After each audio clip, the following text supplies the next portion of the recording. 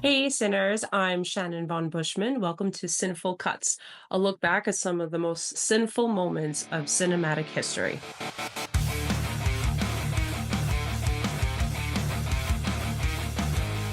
Today, we are looking back at a film now celebrating 30 years, and that is Tales from the Crypt's Demon Knight.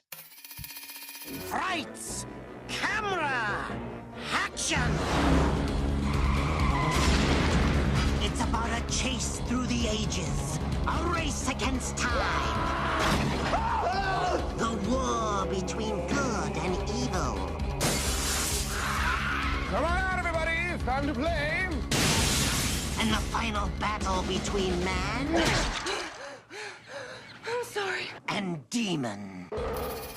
So this film came out in 1995 and was directed by Ernest R. Dickerson. If you never heard of Demon Knight, it's a very simple plot where basically a man called the Collector, who is played by Billy Zane, best performance by the way, is chasing down a mysterious man who goes by Breaker, and this is played by William Sadler. Basically, the Collector wants something that Breaker has, and Breaker, of course, finds himself in the motel in the middle of nowhere, and they are surrounded by demons.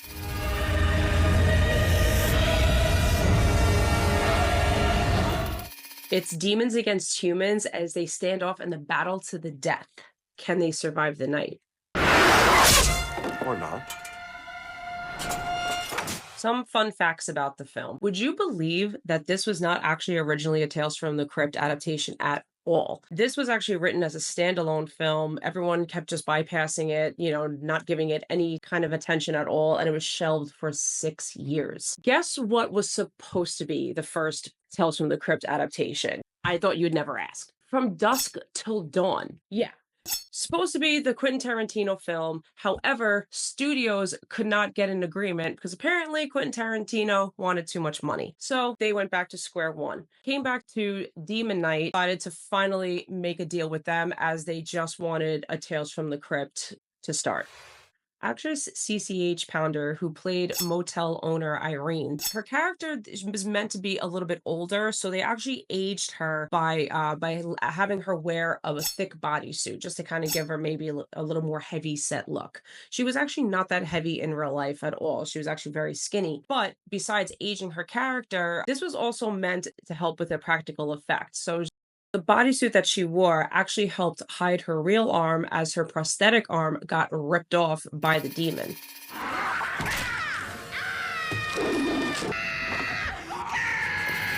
Gotta love those practical effects, baby.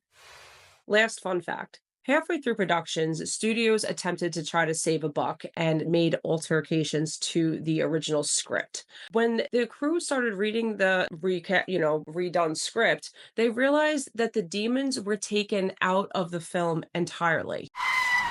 What the hell is that shit? Imagine this, a film called Demon Knight with no demons.